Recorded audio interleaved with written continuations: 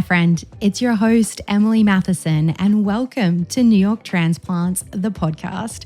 On this podcast, I connect with other transplants to better understand how can we find human connection and build community in this concrete jungle. As a mental health expert, I am always looking for new ideas and tools to support my sense of belonging and well-being. That's why I am leaning on my guests and asking for their advice on how I and you can nurture our New York roots. So what are you waiting for? Come and get rooted with us.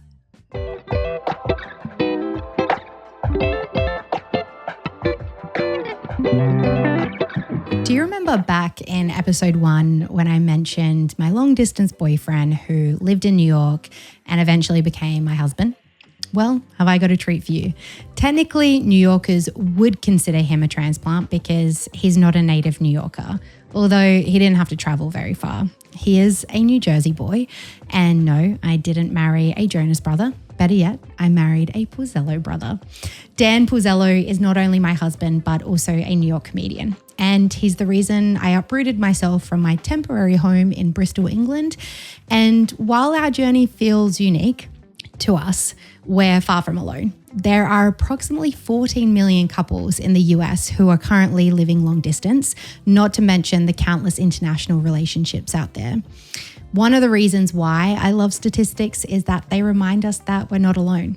In any given day, you could walk past or even interact with someone who is in the same situation as you, a kindred spirit who knows what's involved in long distance and international relationships.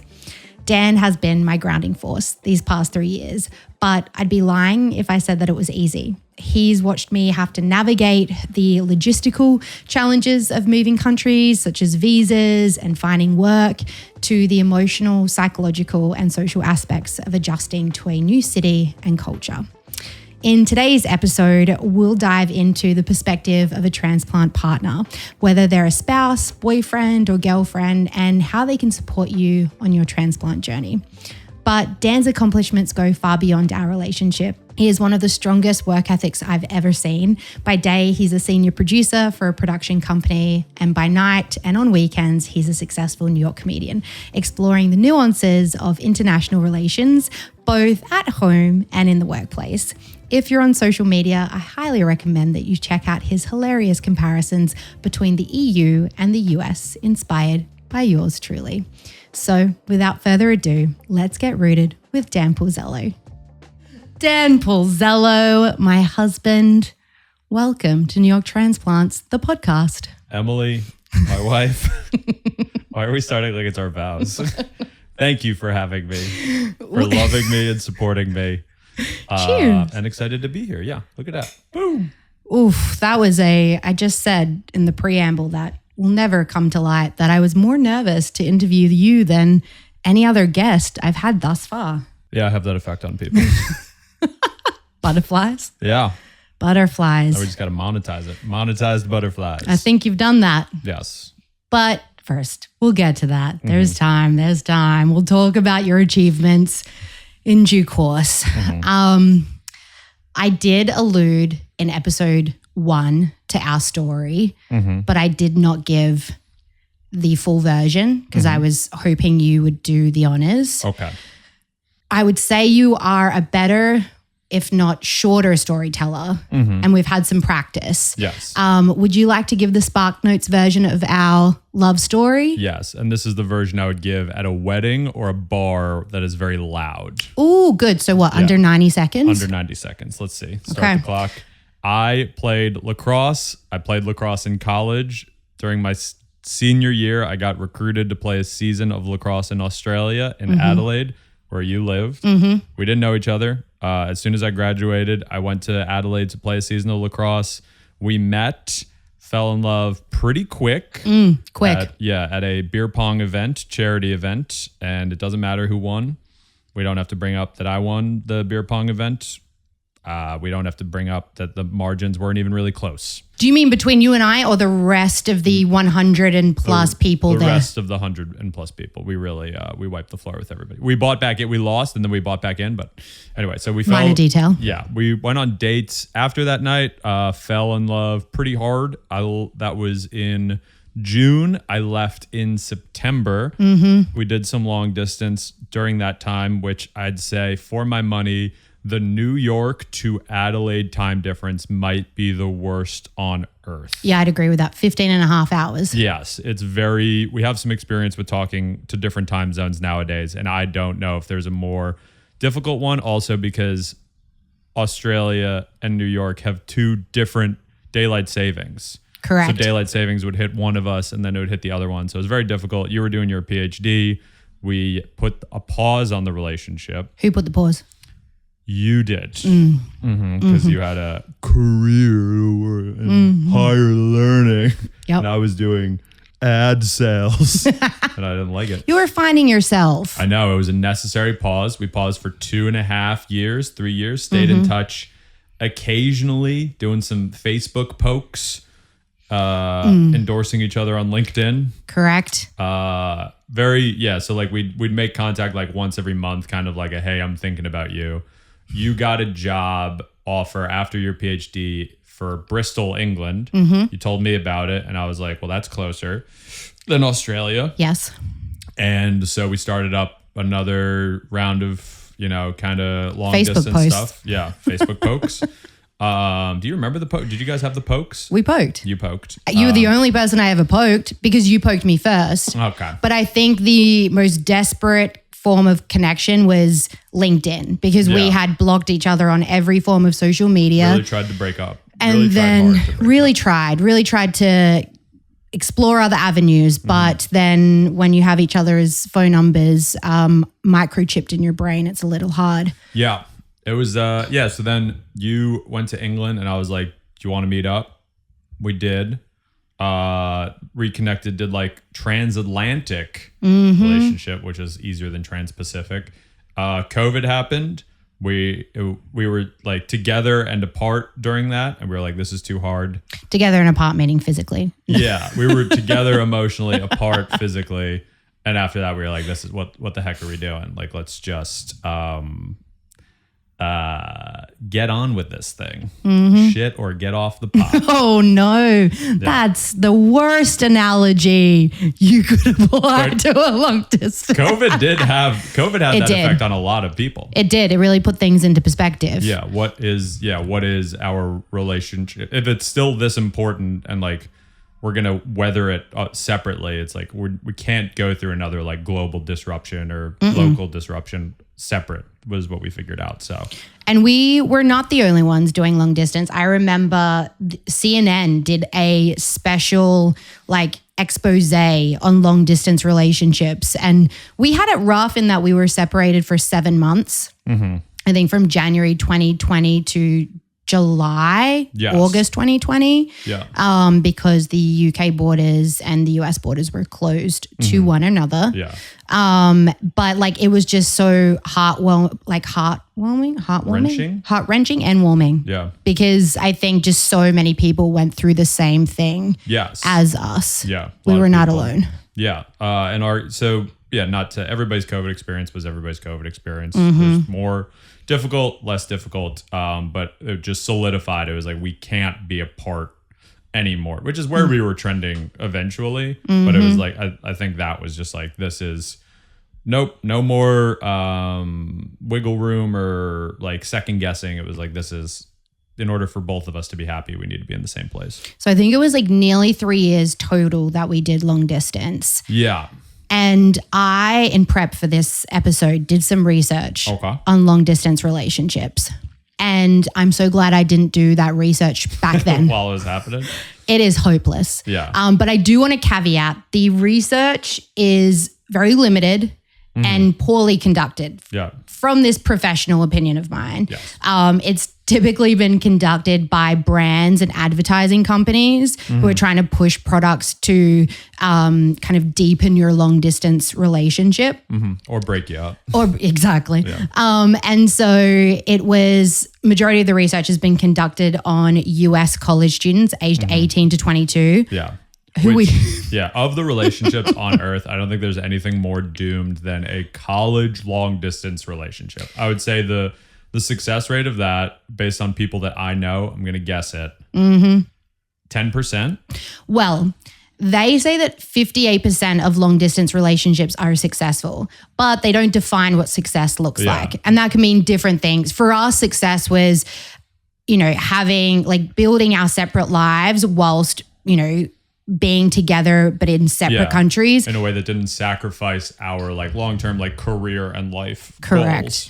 And then the ultimate goal was being in the same place at the same time on the right terms. Yes, in terms of didn't have not a power dynamic, but I think where we both felt secure in our identities and positions. And I keep saying career, but that I feel like career is just all encompassing of where I'm at in life, how work is going and stuff like that. Life phases. And so 58% of long distance relationships, quietly, this is among US 18 to 22-year-old college students, are successful.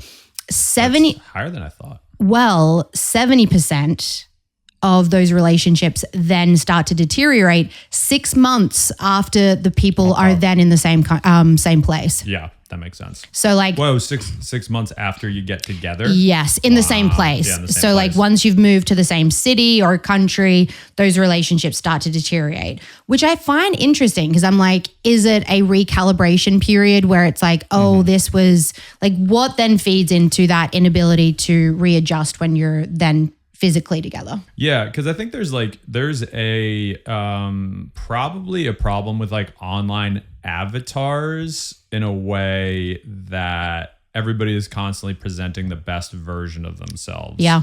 Whereas I think maybe back in the letters days, that was you're sending a letter to one person. So maybe there's like less pressure to like build up like an idealized version of yourself. That's like that's fully like without any evidence at all. But it'd be like, oh, I've idealized this person for so long and, you know, showed pictures of this person to my friends and stuff. And you kind of, with the absence of information, like build up a, you know, a version of that person. Yeah. And then when it like comes up short, like that's got to be pretty devastating. Yeah. And then on top of that, only 10% of long distance relationships translate into a marriage. Yeah, there's the 10%. There we are. Yeah, I was right. I was long. There was a 10% coming, and sadly, somewhere, yeah. But I want to say, due to that caveat, I don't believe that is an accurate representation of long distance relationships, or LDRs, as they say in the research world.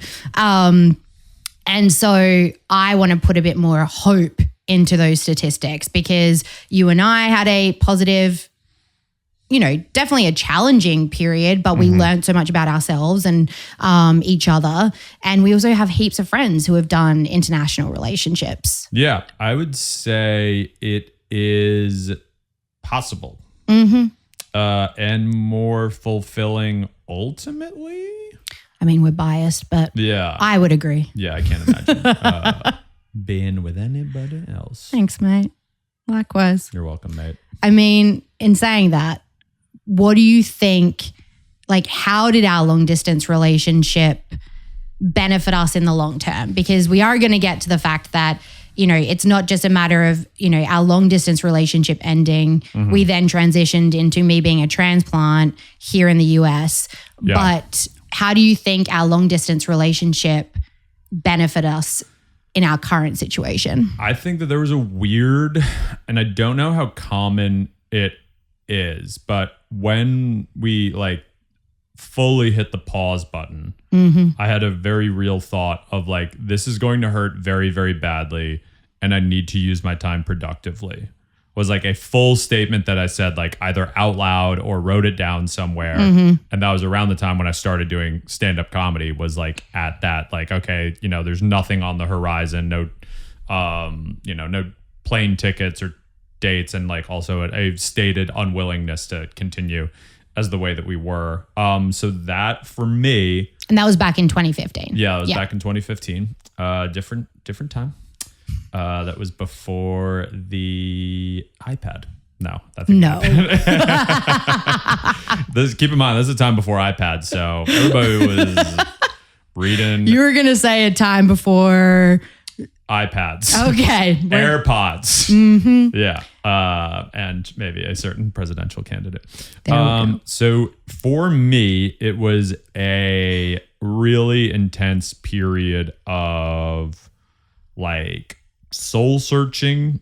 Such a hard, it was a hardship for me. And this is also, everybody's hardships are relative to different things, but I'd argue that like breaking up with the love of your life is a hardship.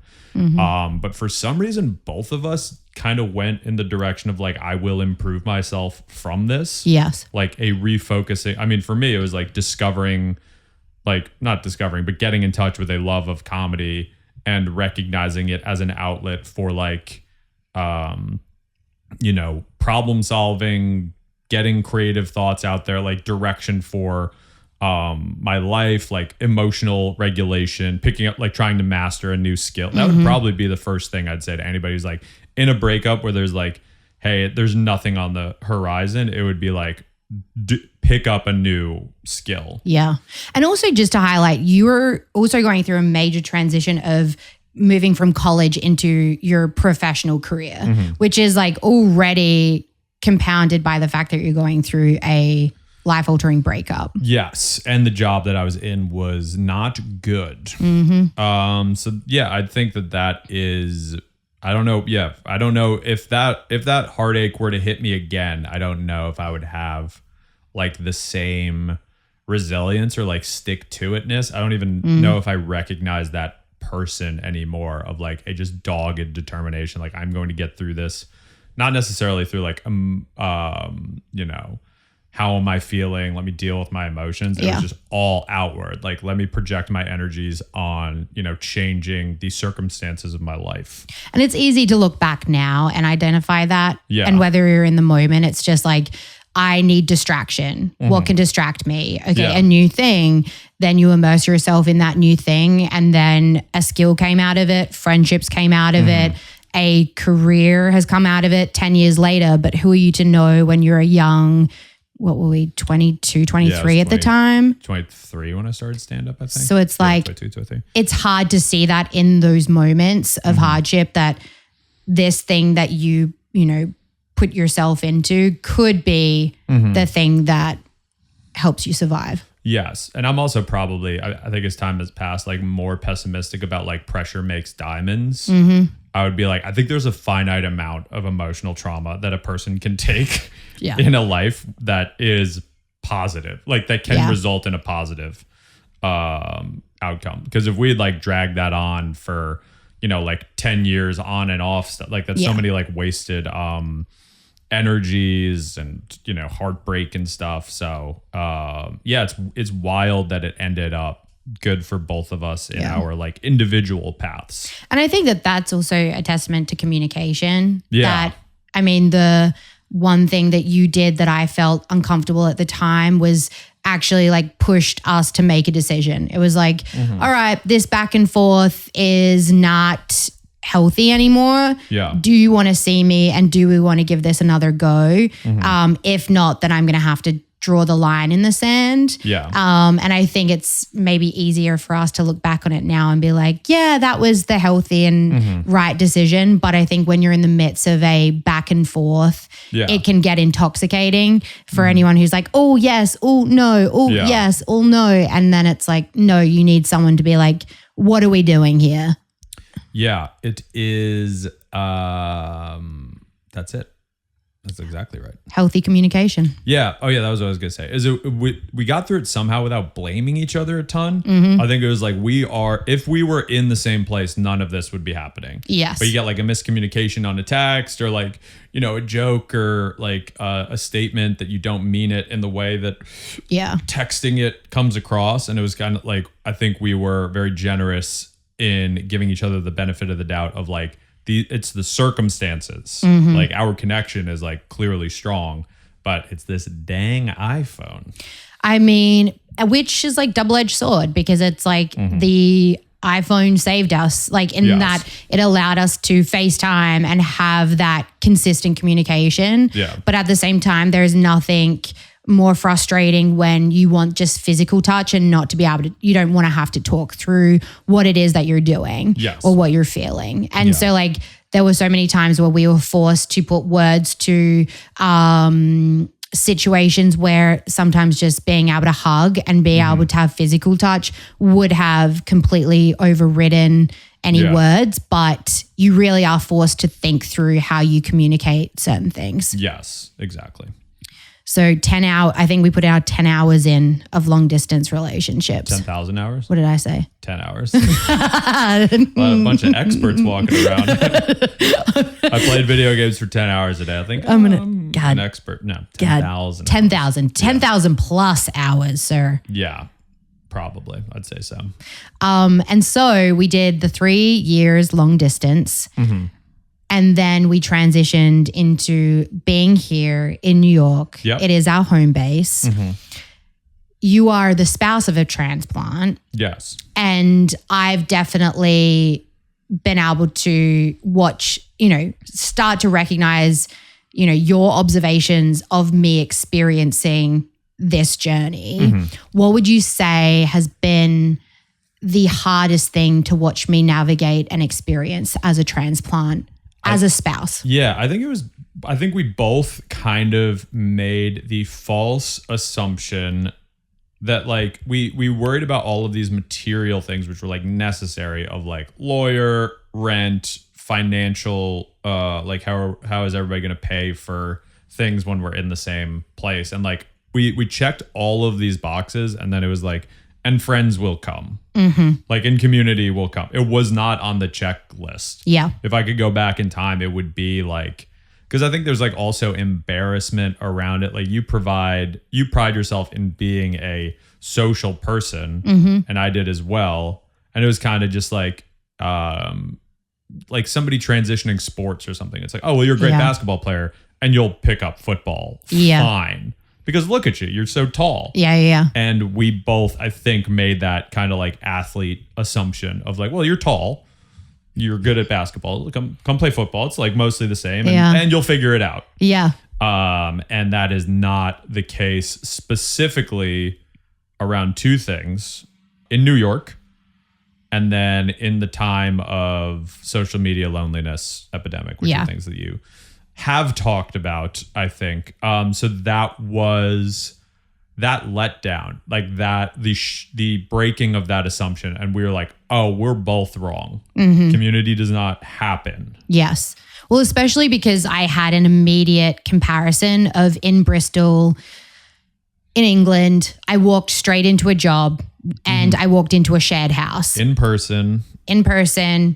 Also a shared house with 4 other roommates who had, one was new and was a new girl into Bristol who is now one of my best mates. Yeah. But we all were then coming into this shared space where it was like, oh, you can come to this, you come to this. And so it's like 3 or 4 new friendship groups with which you're kind of entering possibilities.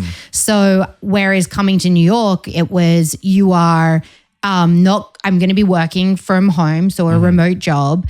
And in terms of social circles, New York is so transient. Yes. And you have a beautiful group of childhood friends who have partners who have become my dear friends. But it was also wanting to establish my own identity of friends as well. And then you have your comedy friends who are also brilliant.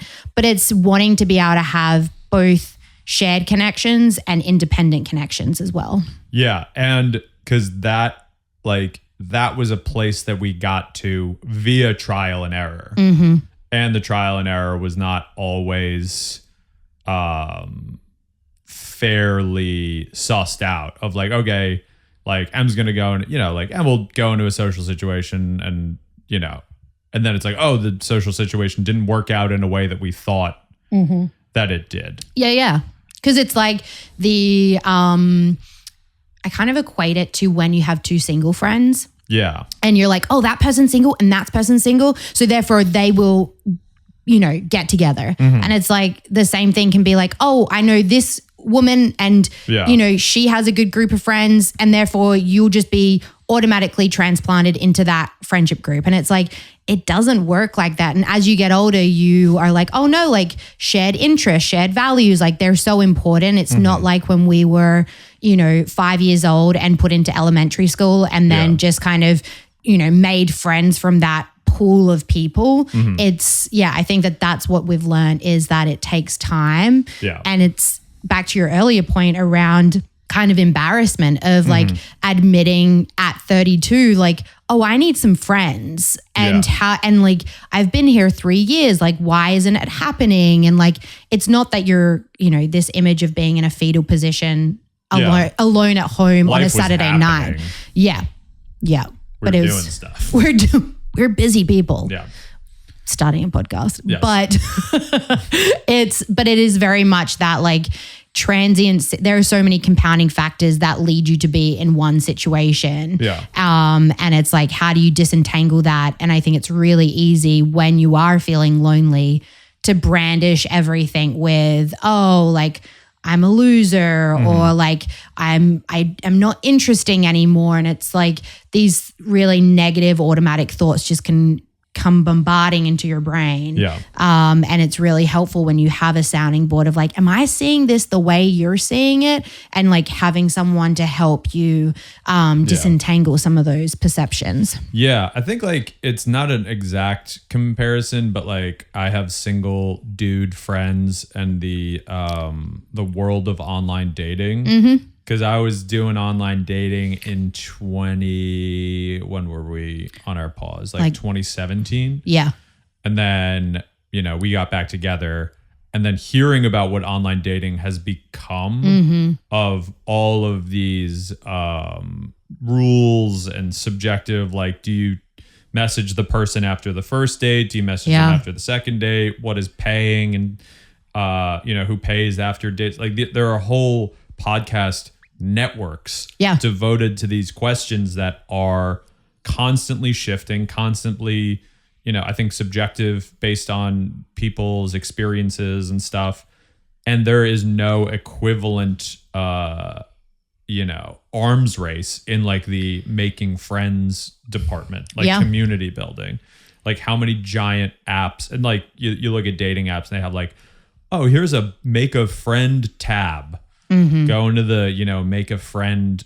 And that's not what friendship is or community is. Like there's like just a giant gap for people who are like, I'm looking for community. How do we leverage this online environment that is leading to all of the loneliness? Yeah. Like how do you reverse it, recognize it, and make it like beneficial?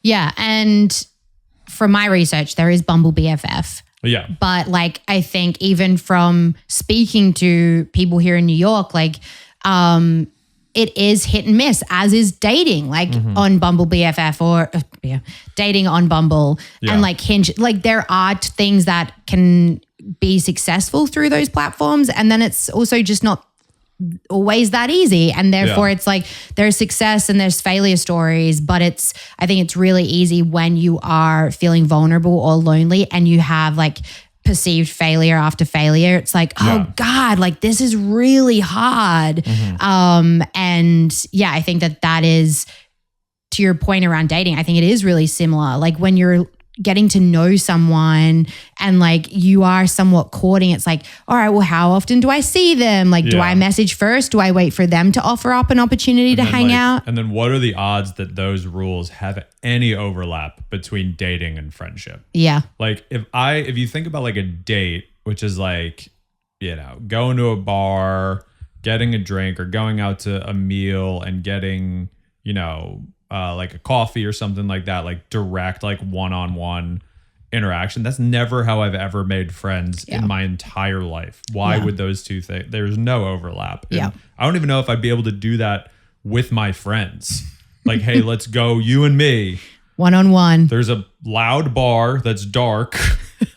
Like, let's go tell each other stories. And ask, you know what I mean? It's just, it's insane that that you'd think there'd be any overlap in those two. And it is like energy zapping when you are trying to lay that foundation of a friendship, of like kind of downloading your memories on them in identifying where you have shared interests and values and overlaps. And that's like to then be like, oh, I want to tell them that, but then I'm going to have to tell them all this other history to catch them up onto that. So like it does take time to build those bonds. Script. Yeah. Yeah. How do you perform in that situation of like, hey, I need connection. I'm not needy. Yeah. I do need it, but I'm not, it's just like, it's psychotic. You need an acting class just to figure it out, you know? And like, obviously nobody's taking, that would be good though. An acting class for first dates. And friendship dates? Yeah, I might. Hey, there's a business. Yes, I think so. And also best man speech coaching. I think there's a huge untapped market for that. I want to do that. Which we will, I mean, that's an offshoot of a skill set that comes through comedy. But for anyone who's interested, Dan Pulzello, $50 an hour. Nothing but wow. Nothing but wow. That's your tagline. Nothing but wow. Oh, wow. Yeah. We're going to transition quickly away from your side hustle. So watching me navigate friendships has been probably one of the harder things. And I would equally say that. What would be one of the best things that you've watched me navigate and experience being a transplant? I think there was I think like recent, probably in the last like year or so, it was like a dawning like realization, because I think you were being hard on yourself and like perceiving the flaws to be like internal. And then I think like a switch flipped where it was like, I like manipulate my surroundings. Yeah. Which was like, and since then you've been off to the races. And then everything from that point has just been like gravy. But I can't remember the exact point. But there were like a bunch of decisions, of like really deliberate, connection seeking behaviors that started. And then I think like the progress has been great. And if you want to compare it, like pick a day in 2022 or, which I think was like a hard year for everyone. But it is like unrecognizable, the progress you've made, let's say. Thank you. I appreciate that. No problem. But I think, like and I've spoken about this across various episodes, but it is allowing yourself that time to feel sad and to recognize that things aren't going the way that you would like them to go in one domain of your said life. Like I think the other thing is to recognize like, if your life is a pie and different slices, it's like, this life domain is going really well, as is this life domain, but this one domain is like really lacking or not quite what I want it to be. Yeah. And it's so easy when one aspect of your life isn't going to plan that you then perceive all domains as lacking or failing. And so I think and it's helpful when you do have that sounding board to kind of talk things through. And it's like, and that's what you do really well is pull me back from that brandishing of all things negative. And and I think that there's also like kind of with you, one of the things was like, I think preciousness around social interactions. And I think what you've kind of like gotten better at is like, I'm gonna go to this thing. I don't know what it's gonna be. Like, which is like, I call open micing it, like go to an open mic, which is a comedy open, because I think we've talked about it, but I think this is advice you can give to anybody in any field is like, if there's something that you want to get better at, find the equivalent of an open mic. Because in comedy, an open mic is where a bunch of comedians get together. They all, in some cities they pay money to get on stage and do jokes. In other cities they don't. But that is a weird, strange, awkward, emotionally challenging situation that becomes less strenuous over time. So find whatever the equivalent of an open mic is in whatever field you're in. If it's like music, then like go to a place, like, you know what I mean? It's like the physical, all of this stuff in with like online communities and stuff, like I'm just a big fan of like, if you like a thing, go to the place where it's happening. Yes. And it will be an excruciatingly awkward experience the first time. And then the second time it will be maybe worse. Yeah. Like, and you'll think, oh God, I thought the first one was supposed to be the worst. And now the second one is the worst. And then the third will be less bad, fourth, fifth. And then the 1,000th time, you'll know every element of it. You'll have built rapport with the people who are doing it. You'll have built skills within yourself. And that is, I think, just kind of missing in, you know, life after college or life after school, is like, no, you still have to go to a thing that makes you uncomfortable. Yes. A bunch of times, if that's a thing that you want to improve upon, or, you know, a new thing that you want to try. Yeah. And I think to your point, like about being precious, it puts pressure on the thing if you only do it a handful of times, because it's like, oh gosh, like I'm putting all my hopes and dreams about, you know, creating a community into this one, you know, meetup, and it doesn't go to plan. And then it's like, okay, well, good news. There is going to be another one, and there's going to be another one. And like, I think it's a fine line between, you know, putting a concerted effort into the places that you sign up for, and also just saying yes to everything you possibly can when you are new to a city or a country. And like that goes without saying, as a transplant, I reckon it's tiring to do that. It is like you're already navigating so many new aspects to a certain lifestyle. And then on top of that, you're having to have additional cognitive and physical energy to make friends. And the gratification is delayed in a way that is random and confusing. Because you would have days when it was like, you know, I'd be busy with something and then your calendar is like open. And the way to get a calendar that is filled is to start 3 months before. For, you know, like social engagements and stuff like that, and to build routine and, you know, to strike out at a bunch of places and, or at a bunch of things. So that was also, I'd say difficult, is like, oh, okay, you're feeling lonely, text someone. And it's like, no, text someone now for 3 months from now. So true. Yeah.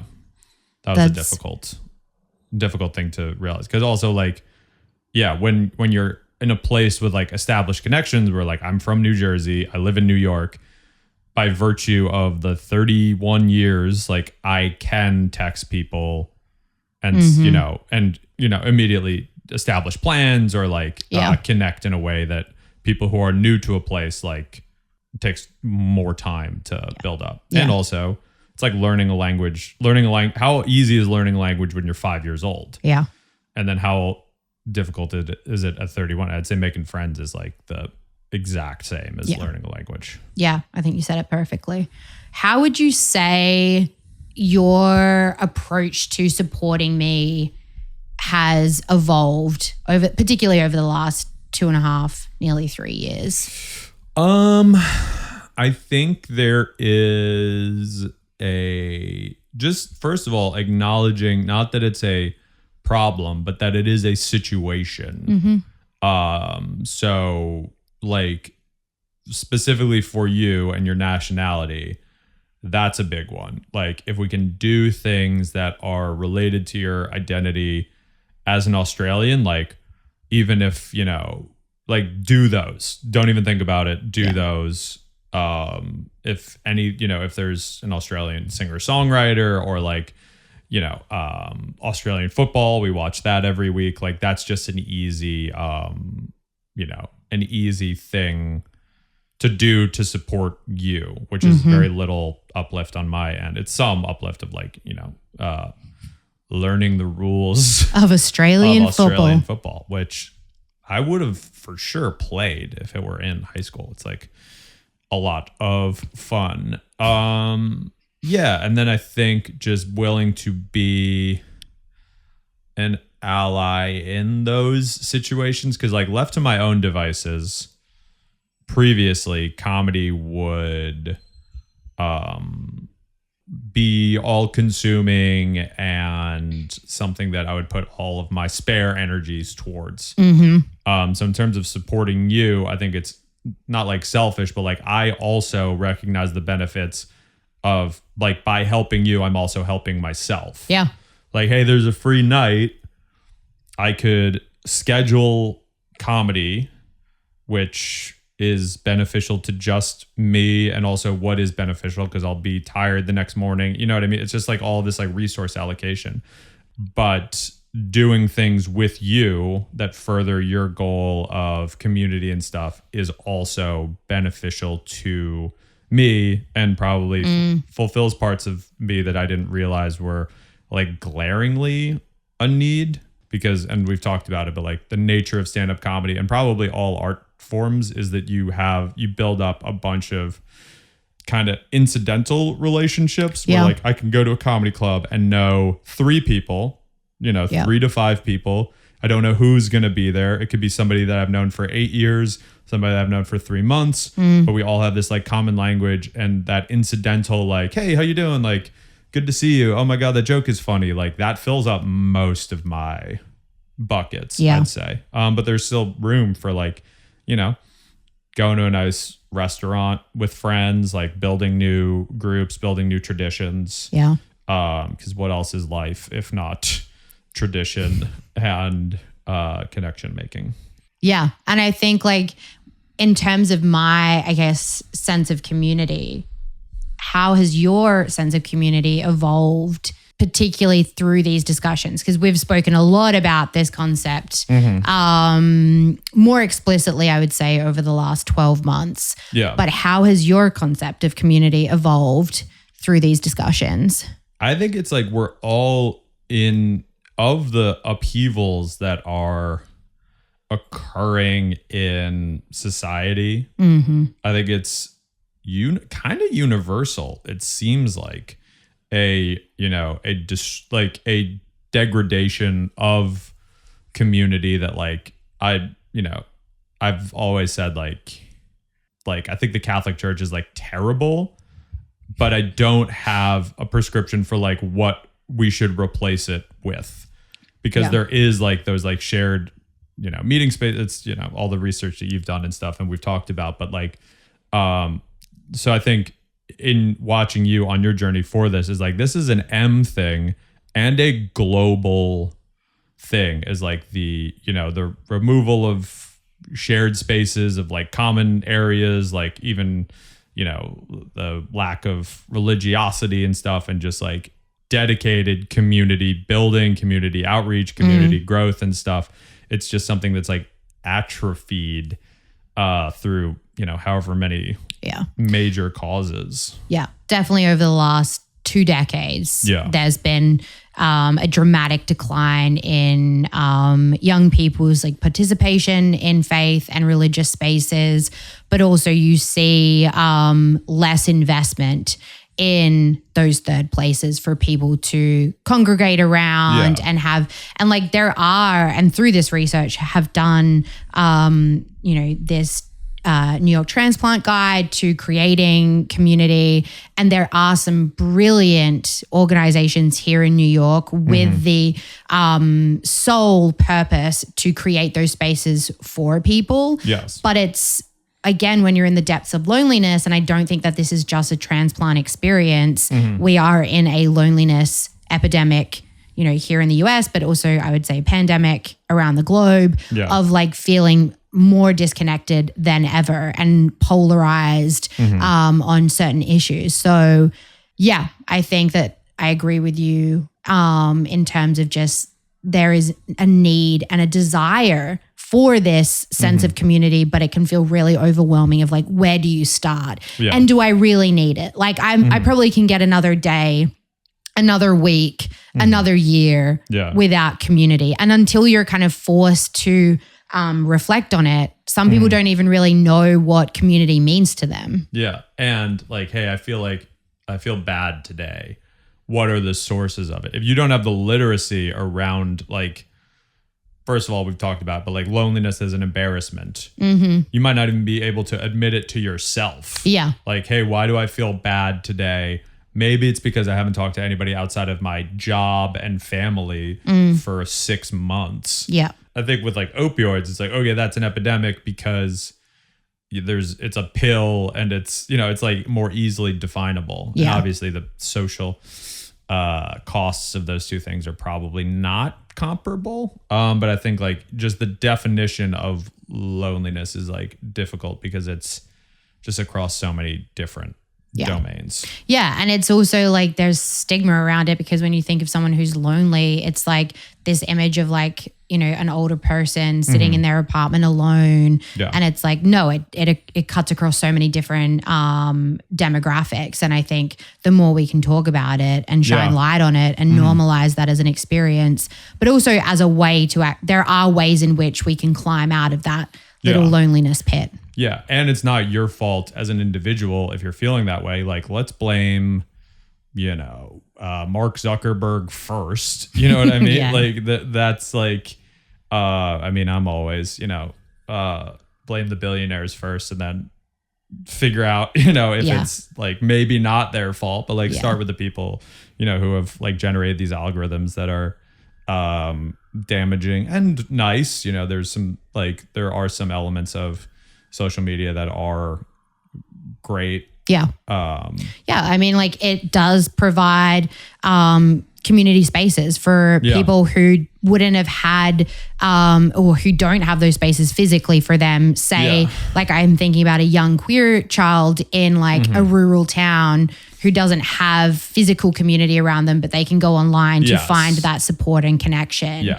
But again, it's like, the irony of me even doing this online podcast to create in-person or inspire in-person community. I see the irony in that. Yeah. But it is a way of kind of getting the message out there of how can one, take a step forward physically to create that space. I think if you're on a deserted island, what I mean, or like the isolation of, being LGBTQ, like then if there's no physical community, if and only if, then, like seek it out online. But I think like, that's the degradation of like in-person stuff. Like there is a substitute for it. It's online community. But then, back to like the avatars of like, it's not you talking, it's your image talking to somebody else's image. Yeah.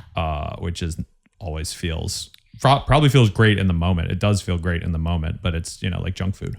And it's also idolized. It's not actually when we're in physical community spaces, we bring our full self and there is space for miscommunication and to rewrite that and to get to know each other on a deeper level that I'm not sure is always possible in those online spaces. No, not until the metaverse picks up. And then I think all the problems will be solved. Oh, absolutely. Yeah. Nat. Let's shift gears a little and talk about your second job, which, let's face it, is a large reason why we are here in New York. Yep. Which is stand-up comedy. You've alluded it to a number of times. Are you a comedian? Yes. Tell me a joke. Never. That's number one. If anyone's going to take anything from this podcast, it is never ask a comedian to tell you a joke. Yep. We'll normalize that. We'll get that out there. We're using this platform for different things. Mine is stop telling me to tell you a joke. Stand-up comedy, American art form. American? We started it, I think. Yeah.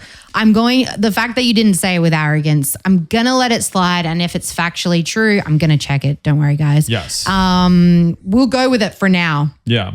I believe you. Yeah. You're a trustworthy source. 8 years ago, we broke up. I went to an open mic, got the bug. I've always been real interested in comedy in a way that wasn't, kind of like a under the radar. I mean, it was a big part of my identity. I always enjoyed being the funny person. I enjoyed being around funny people at, the detriment of like character. Like my friends were always just funny. And I cared a lot about being funny. And I can remember like specific compliments I got in my life when people were like, you are funny. Yeah. Again, over like you are kind, you are worthy. You know what I mean? Like those are I feel like that is like a drug to a 14-year-old boy though. Like there is something about being the funny friend among boys that is a real medal. And I didn't grow up with boys, but definitely having learned from your family and your friendship circles, like it is a badge of honor worn proudly if you are the funny friend. Yeah. And, like reciting movie quotes and learning like the niche movie quote, who could quote the most specific line in Anchorman or Talladega Nights or Borat or Austin Powers. So that was always just like bubbling. It was a huge part of my identity. I didn't have the literacy to be like, I value being funny. It was just like, I would seek it out without stating it out loud. Like if I was at a party in high school, I was always like, where are the funny kids at? Where are people who I could like talk and do bits with? Yeah. Very limited performance background. I took like an acting class in college and loved it. I took a creative writing class in college and I loved it. And I always had sports. Like I played lacrosse in college. So that checked most of my boxes, and performing stand-up or performing any type of comedy was not on my radar until lacrosse and sports were just over for me at like 22, because there's no, progression beyond college for lacrosse. Not that I would have necessarily been good enough to pursue. I made it to Australia, but you were like that's I think a really key point is like you not to like compare, well, I will, but to compare Australia and America, for us, sport is a very communal and kind of all-encompassing life chapters. Yeah. So like for us, we start at 8 years old. It's a club base, so it's based in the suburbs, and you have people who play all the way up until like they're 40, 45. Whereas here it's quite hyper-professionalized. You play from a very young age with the aspiration of going to college, but there's very few opportunities. They are growing, but there's not a lot of opportunities for young people to continue playing sport recreationally and consistently post-college. Yes. And I didn't really have a plan post-college. It was just like, you'll get a job. It was kind of everybody around me was like, yeah, you'll get a job. And what? You'll figure it out. Like, you'll figure it out was kind of just the mantra of everybody around me. So yeah, my first job out of college was like brutal. I really didn't like it. We talked about how hard of a, romantic and difficult situation of like missing you was. And yeah, started doing comedy in New York most nights in a week. And that's been going on for 8 years. And it's been crazy. I don't know if I can recommend it to anyone. If there is somebody in your life who you think is considering comedy, have them reach out to me. I for sure talked one person out of comedy unintentionally. There was a kid who was like going to a bunch of open mics, and he reached out to somebody in my life, and I think the kid was like looking for a mentor or something. And I was like, hey, just so you know, like I'm 5 years in, here's what it is like. And I told him, like, I did a show in Atlanta and I made $10. I am $300 in the hole. Yeah. And just those economics are not laid out anywhere. It's not publicly available information. But if you can tolerate all of the stressors around comedy, I think it's maybe the only thing you should do with your life. And also something that nobody should ever do. Those two things I hold in my head. It's useless, and I spend all of my time doing it. But I wouldn't say it's useless. I think just the skills that you have acquired over the last nearly 10 years of doing it. Yeah. I mean, best man speeches. My Lord, there you go. That is a side hustle that you are offering, and rightfully so, because you do a good speech. Yeah. But there are so many skills that you have acquired over that time that have allowed you to get to the position that you are in now.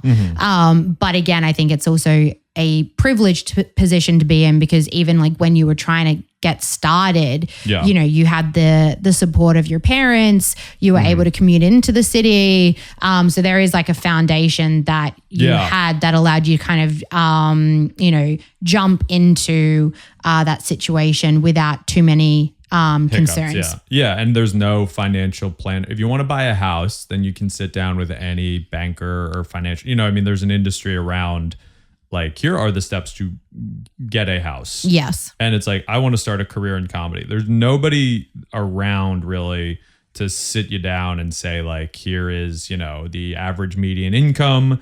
This is what you can hope to, you know, this is the highest amount that you can make. This is the lowest amount you can make. The lowest amount is negative money, which people don't realize. Yeah. Like even, you know, paying for open mics, that was like the least of it. Traveling and not making enough to break even on the trip. There's all of these like things you have to learn on your own, and you pick it up from like podcasts. Like occasionally, if you listen to a 3-hour podcast, like with Joe Rogan, they'll talk about something that is useful to you for 30 seconds of like, oh, and by the way, you know, like, I was an opener on the road for somebody, and we would share hotel rooms and, you know, split the gas or something like that. Like all of these like tidbits are just like hidden, more hidden than they are for anything else that I'm aware of.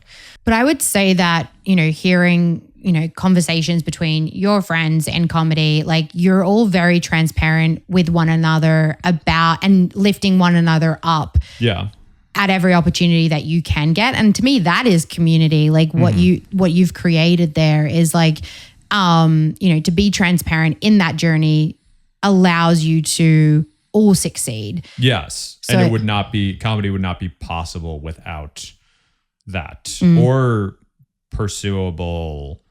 I mean, I think I'm probably, for whatever reason, in a negative headspace about comedy currently. I think like the stuff you can do on stage is like really crazy. You see, you know, it feels good. Like mastery of a craft feels good. Progress over time feels good. Making connections with peers and people who you respect feels good. Making content that people connect with feels good. And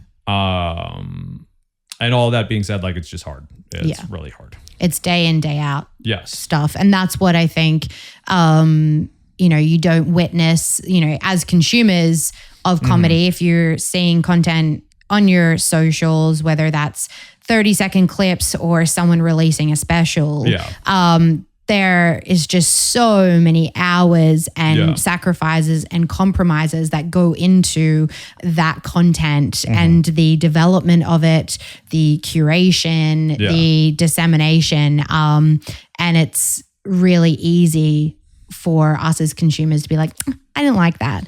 Yeah. There's a Jerry Seinfeld special that is titled 23 Hours to Kill, which is the life of a comedian. Best case scenario, you become a headliner and you travel to a place and you've got a show that night and people are coming out to see you. That's 1 hour out of the day. Yeah. The rest of it, and like that's where I think comedy can lead to like bad habits and bad sleeping habits and substance abuse, is like the rest of it is you are up to your own devices. Even in a day when you have like a bunch of spots at night, like that's still only gonna be like 3 hours of the day. It's 21 extra. Like what else are you going to do with that time? And I think people looking at comedy would be like, oh, well, the other 23 hours are great. Just hanging. Yeah. Or do, you know what I mean? It's not, it's work. And also you're very fortunate that, you know, in some ways you have a 9-to-5 Monday to Friday. So like diversifying again, your life pie of things to occupy yourself with. But then at the same time, it's juggling that. It's juggling a 9-to-5 and then a 5 to, let's say, 1 a.m. Yeah. And I would say it's kind of probably like starting a career in comedy. It's probably like this equivalent of like being in a relationship with somebody and being like, oh, well, if we have a baby, that would fix it. Probably not. Nope. Probably the baby is probably going to bring out all of the, you know, your best qualities, your worst qualities. It's going to change you. You know, whoever you were before is going to be very different from who you are after the experience. Yeah. And yeah, I don't know if I would do anything differently. But I can't. I'm at the point now where it's like I can't recommend it. I don't think. But to the people who are in it, keep going. Oh my gosh. Like all of these, it's all contradictions. Yeah, I got you. It's holding, 3 or 4 different viewpoints that like just depending on the day are like, yeah, no, it is like comedy is too much or comedy is the best thing in the world. It varies by day. Yeah. And, I'll ask you tomorrow and I'm sure after a few good shows tonight, it'll be very different. Yes, exactly. I got one tonight. You do? Yeah, we'll see. I'll ask you. Mm-hmm. Your content. Yeah. So people online on the socials really resonated with a reel that has now become a series where you compare the work life of Europeans to Americans. Yes. So much so that when we were traveling in Greece, we were stopped by a number of your friends while we were on some Greek ferries, which was a beautiful experience to watch you interact with said fans. And just to see your ideas and concepts really resonate with people. That's been a really exciting part of this little career that you're building for yourself. Yes. And not in the original plan. No. Not in the outline of a career. But yeah, it's been very special. It's allowed me to tour and meet fans after shows. I have fans, which is like, it's crazy because it was the goal to be a touring comedian and then you achieve it. And then it's like, I didn't think this was, I thought it was going to happen. Yeah. But delusionally so. There was no evidence to support that it was going to happen. And then it happens and it seems inevitable. Yeah. And that is crazy. That's not, and that's difficult to explain to other people unless you've seen the whole journey. The fans will be like, yeah, no, what do you mean? You were always meant to, I can't imagine life without this. Yeah. But it's like, no, that wasn't, it's, that's been a trip and something that you got to do like gratitude and stuff and think about those connections with people and how do you honor the and continued engagement that they give you and not take advantage of them and keep them around and give them content that is beneficial. I think. Yeah. I mean, I'm your number one fan. So again, I'm slightly biased, but I mean, how would you say that, because you have said not to my own horn, but you've said our relationship inspired that content. When thinking about like the European versus American content, what do you think really brings people back continuously to it and what does it shine light on?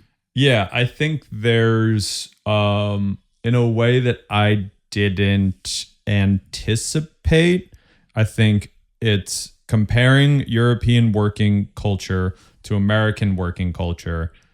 I think they're two things that grew up very separately until recently. Like my dad was, a big business trip guy. He would go to Japan. He'd go to, places in Europe, like, different places within the US.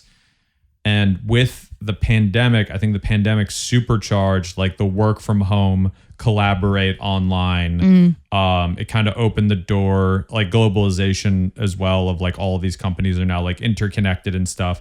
And the meeting of those two cultures the dust hasn't settled on it. Yeah. There's still contrasts between the unstated and stated cultural norms, which I think the biggest example was when you were living in England. I went to visit you in England and I was working at the time and I could work remote. And I said, I will just work US hours in England. And when I got to England, nobody could believe that I was working US hours in England. They all thought that it was a dumb idea. They could not imagine a job where that was the case. And I was like, that's crazy, because everybody in America was like expecting it. It wasn't even, so that was like my first entry into like, oh wow, there are very different ideas about work at play, and exploring those with you and like your family and your friends is like figuring out like where America sits on that work-life balance thing, and then just figuring out how far in the direction of workaholism and grind hustle culture, like, because it felt normal growing up. It never felt abnormal. And then to find out that there's 330 million abnormal people with an abnormal view of work-life balance when compared to the rest of the globe. Yes. That's jarring. And I think a little bit of shame can be associated with that and like defensiveness when you then step out of that bubble. Because I think, you know, you do it in jest with your European of like, oh, those silly Americans, you know, working that way. But it can be kind of jarring and shameful when it's like, oh gosh, like I do still care about my family and providing for my family. Yeah. And yet I'm not spending as much time on the things that bring me joy. And so, yeah, I can imagine and have seen it when it's like learning this different way and yet still having to come back to New York and kind of live within that bubble, and how do we incorporate that balance within our household? Yeah. And I think I got lucky with because it was a slot machine. COVID happened, TikTok happened, and all the comedians and content creators were like, oh my God, this is a slot machine. And TikTok was created like a slot machine where you're, like, I want this content to go viral. And we all like rushed into it trying to, figure out how to get content that a lot of people saw on these new platforms. Like an Instagram created the Reels feature, is all happening like, while the pandemic was like reshaping society. Yeah, it was like I got lucky that the thing that worked on the algorithm is a subject that is worthy of satire and making fun of. And it's a subject that like is kind of endlessly investigatable. There's always going to be new pieces of information into that equation of Europe versus America work-life balance, because we're, two cultures that are constantly changing and shifting. And so, yeah, there's luck is a big part of it. And then I think kind of sticking with it in a way that it's been for, 4 years, and kind of that like dogged, like, nope, I know there's more meat on the bone. I know there's another angle I could get on this. I know that there's like a new, it's summer. How do Europeans view summer? How do Americans view summer? Yeah. Like, so just kind of sticking with that is something I'm proud of. And to the people who vibe with it, every time I've talked to somebody at a show or who is connected with the content, it's always like the coolest people, like people I'd want to hang out with, like people who get it. Like, yeah, no, work is not that important. Yeah. And I am sure there are some here in New York, and there's transplants all over the globe. What would you say, like based off of those conversations with fans, like what would be a number one piece of advice you would give to a New York transplant that didn't grow up in that American bubble, that is trying to navigate, that other end of the spectrum of work-life balance? What would be your number one advice for surviving that? I would say when you have to, read from the script. And the script being, all of the things that you're supposed to say in those situations, until you can find a place or a career or a field where you don't have to compromise on those things. Don't quit without a backup plan. Yes. But there are places where if you feel like you're the only, that I felt that way at jobs. Like it was ad sales. It was so competitive. And I was like, I'm the only sane person here is what it felt like. Like, and I've been on job interviews where like, I'm like, this person is a sociopath. And I still believe that about those people. I think that the adjustment to a sick situation is not health. Yes. So that would be the thing. Like recognize, like, is this a situation that is healthy? And if not, just find a healthy situation and endure it an unhealthy situation for as long as it takes that you can jump off into something else. And I definitely think the European, Australia, like this more balanced approach to work is infiltrating some US organizations, and they are being rehabilitated in a way that is like, 4-day working weeks and, not being contacted out of work hours. Yeah. But it is a slow and steady process and one that I think will continue to be a challenge for people who are coming particularly into New York, which is the mecca for these businesses. Yeah. And this notion that you need to grind and hustle until your knuckles are bare. And so kind of turning to your non-American confidants, I think will help kind of draw that perspective every now and again. Get out of the city. Yeah, you're not the crazy one. No. This environment is crazy. And because it exists and because it's thriving does not mean it's healthy. Yes. Like it's just the one that's the most profitable. Like it's just the most, we've just created, the system is just a system that is the most profitable for a couple people. It's not, so it's, you're not the crazy one, I would say. It's like, it's a wacky situation. Yeah. My last question for you is you've been exposed to American, Australian, European cultures. If you were to make a bit of a pick and mix of the different cultures, what would you like to have from each? I would say I think America makes really good content. We figured out a couple. Yeah. So there's like, I think American content, and then where were the other places? Australia and Europe. Australia and Europe.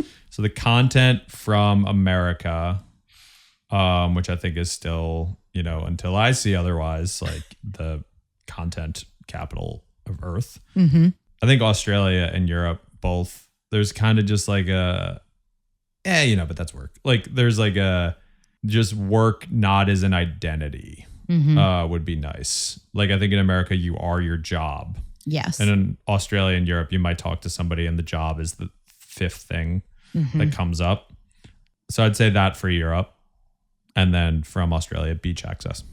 Absolutely. Access to the beach. That's all you see us for is our beaches. And pies. Meat pies.